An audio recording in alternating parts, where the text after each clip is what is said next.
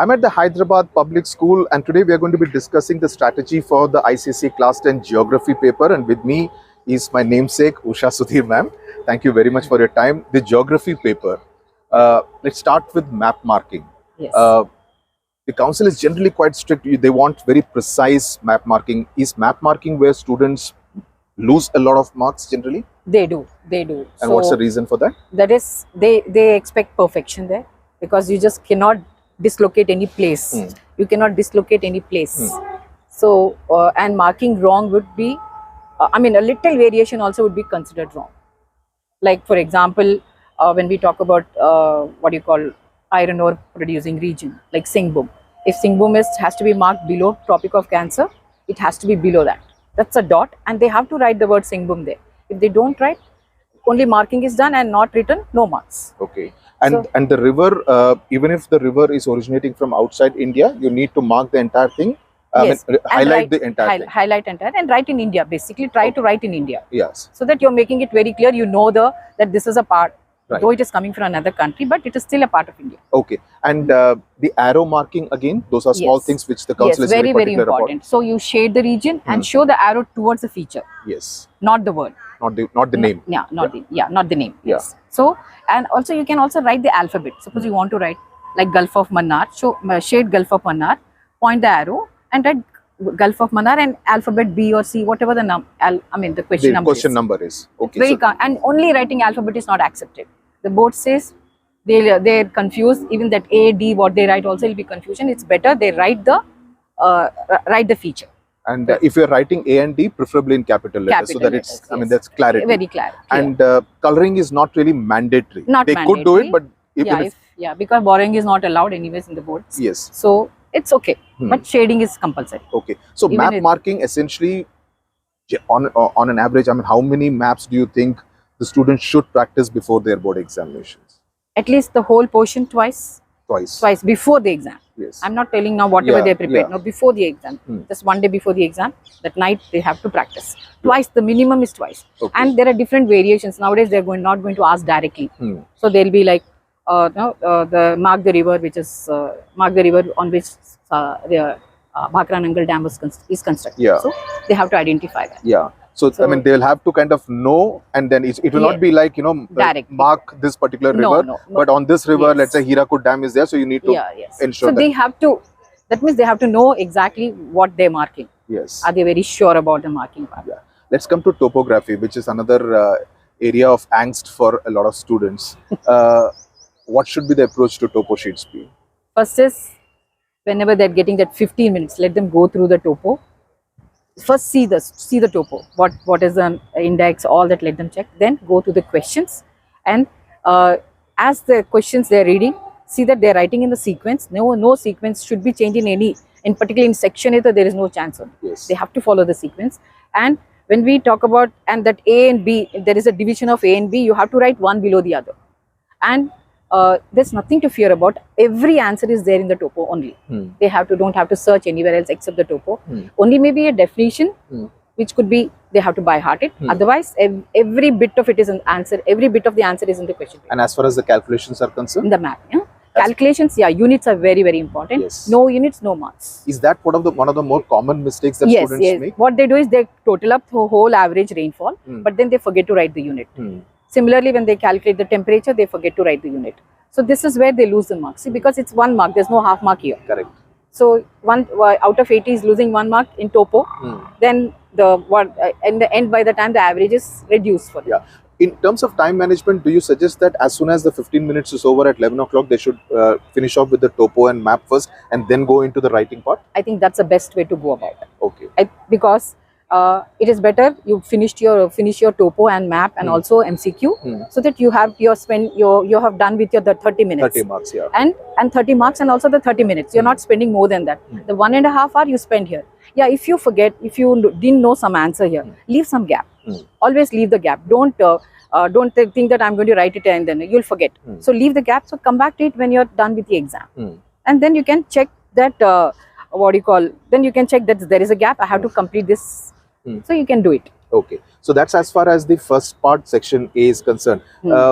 in MCQs, I find the questions, at least as far as the specimen paper is concerned, pretty much direct. Direct, It's not, yes, yes. there's really no googly as Yes, far as yes. the MCQs are concerned. But do you advise a specific approach as far as preparing for the MCQs are concerned? Yes, I think they should give at least 1 or 2 readings. 2 readings is compulsory, so that MCQ they don't lose their marks. And there may be 1 or 2 surely map-based question may be there, or an identification. Could be there a picture study type, could be there. Because once, I think last, during the pandemic time, they did ask something like that, map-based, and they had given a picture also. So it could be there this time also. It's 10 marks, so they can give any 1 or 2 questions will surely come from. Reasoning questions, which are of course also interesting, but sometimes tricky, mainly from the climate, soils, and Yes, to an yes, extent the yes. natural vegetation chapter. Again, prepare a whole range of reasoning questions is what you would advise? See, basic, if they have the basic knowledge, so when we are teaching the orographic rainfall and all, we say windward side, leeward side, then they should know which part of India is on the windward side, which is on the leeward side. Yeah. That basic thing, if they know it, they can answer any question on that. Right. So whenever the mountain is mentioned, or they'll ask you like why some areas getting more rainfall and some areas, we understood that yes, either the mountain is parallel, or it is on the windward side, or it is on the leeward side. That they have to identify. And also awareness of the India map. Map is very, very mandatory. Very important. Very important, and it's mandatory. If they don't know the location of these places, then they cannot answer. Yes. So politically they should know, physically also they So should beyond just the map marking, they should be quite aware of, which state is where, yes, yes. and stuff like that. And where are the, if like physical features, my mountains and plateaus and plains, they all play a very dominant role in Yes. reasoning, particularly reasoning. You cannot just know by heart something. And every time it is not going to be because they keep changing the names of the places. So if you don't know map of India, then you cannot answer. Correct, absolutely. Yeah. Now, in geography, because the section B has 5 questions, there has always been a tendency that let's not do all the 9 chapters, leave out some, maybe do 6, maybe do 7, do Yes. that kind of a percentage study. But now with the MCQs, that becomes a little tricky. So if you are leaving out, let's say, a chapter like agriculture, where there is too many facts, how do you still prepare for the MCQ question? See, we know that India is a tropical country, so there is a range of temperatures generally from 24 to 29, and max it goes to 30. This only for general for all, except for higher altitude, the temperature decreases more. I mean, it's more less. So if it is less, then we know that only that thing they need to learn. The rest of the thing is same. If they're coming within the range, the board does give marks. But you're talking about for agriculture or for soil or any chapter which they choose to leave out. Industries is another tricky chapter. So they do what? 1, 2, 3 readings that should be good enough? Yeah, they have to at least 2-3 readings should so be that there. they don't lose that one mark. Yeah. Because that one gets accumulated, right? Absolutely. That's it. So they have to read. Give that 2-3 readings is compulsory. And subjective answers all in point form, that's accepted. Point form, yeah. Board expects that they write one below the other. Yeah. One thing I want to clearly mention: whenever they're writing the differences, they're asking them to write in a tabular form. Right. That's so that it's very clear. Easier, there is no and there is clarity. Yes, there is clarity, and it's easier to compare the two and give the marks. Okay. Then of course the Brahmastra, the keywords. Yes. How do they really identify and know that okay, this is the keyword that I should be definitely using in the answer in order to secure the mark?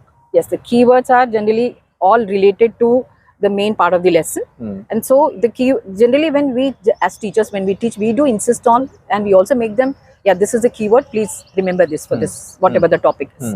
So they have to, I think most of the teachers must be going along with the keywords.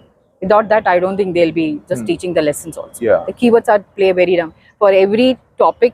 The keywords are mostly marked for them. Okay. Yeah. There are of course a lot of terms, especially in chapters like natural vegetation or in agriculture in particular. So how do they kind of ginning, retting, which can get a little confusing as to which crop it is suited for. So are there any tips to kind of ensure that you memorize them and recall them well? For ginning and all it. Yeah. I mean, definitions, specific. Definitions. See, whenever what they have to do is, suppose there is, whenever they are preparing for the exam, suppose there is retuning or set method or ginning, any of these terms are there. Immediately, I think they should write the word for which crop when they are preparing. They should make one table for themselves. So that becomes more clear for them. Even when even crops also. This type of climate, this is a crop like. And that is the way if they write the crop and also the term, I think there shouldn't be any confusion. Finally, with your experience of so many years, what are the most common mistakes that students, their seniors have committed over the years, which these guys, which these First children is should map avoid? pointing में they do wrong about, I mean, they go wrong where, particularly numbering. They want to write that A, B, C, D and get away with it. It's Not the board says no. acceptable. They say reduce the marks, or sometimes even they're allotted 0. That's it. So I think this is the first thing they should avoid this. Right, shade the area, name it with an arrow, show the arrow. Arrow should point the feature. Right. And do not confuse the examiner, because nobody is going to look second time. They put a cross. Yeah. Simple it is. Okay. So that's another thing to be kept. And what else you asked? So what are the common mistakes they make? This is generally the mistakes are more in Map. map pointing and also topo. Okay. Topo is basic thing. Also their definitions also, definition should be a definition. They cannot change the definition. Yes. So that's another thing. And do not forget to write the unit. Right. Do not forget and to in write the unit. MCQs, even if they just point out the option, that's enough, or do they need to write out the entire answer? Not required. Not Even required. if they write the options. So it it's more can be than enough. 5th A and 6th B. Yeah, kind of yeah, thing, right, that will right. be acceptable. Yeah, that should be enough. Right. That Okay. should be enough. Thank you very much for your time, ma'am, and I hope all these tips will be very useful for the students. Thank and they you, will thank make use you. of it. Thank you very much. Have a good day. Thank you very much.